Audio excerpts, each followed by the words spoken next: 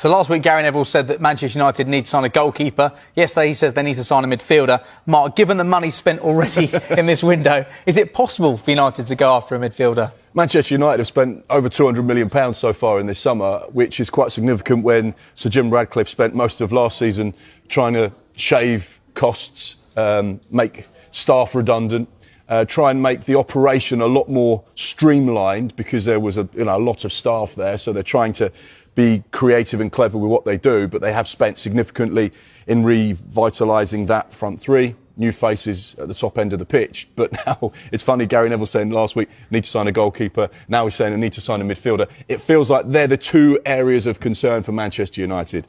Goalkeeper, a six, someone who can bring energy and legs to that United midfield, which is going to be key.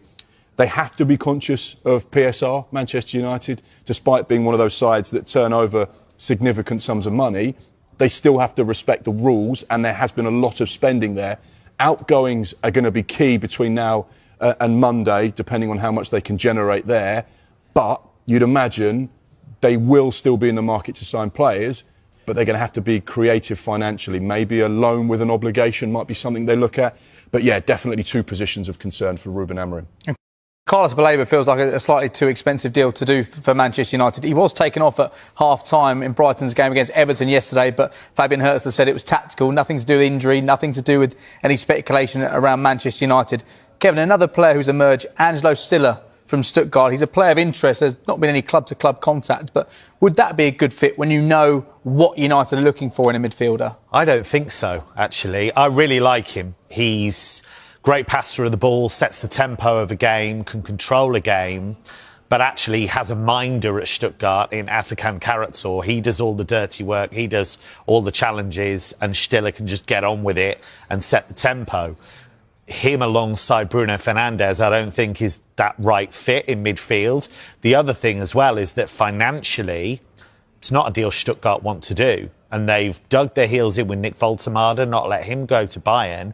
They're not going to be bullied about this either. So it just financially, in terms of fit, it doesn't really feel like a deal I could see United doing at this stage. There have been developments with Rasmus Højlund, and this has come from Sky in Italy and our colleague Gianluca Di Marzio. Now, what we have been saying is that Napoli have been in talks with Manchester United over the signing of Rasmus Højlund.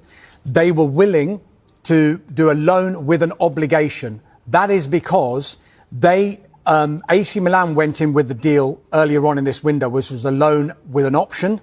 But United and Rasmus Højlund wanted a permanent element added to that deal. So now Napoli have come into the mix. Antonio Conte really wants to bring him to Napoli. Now, the issue here is that Højlund, of course, has been omitted from the first two games of the season. As I mentioned before, Ruben Amorim has made that message. It's a very thinly veiled message. You're not in the plans. But now Napoli are really pushing. That is because they are willing to add an obligation.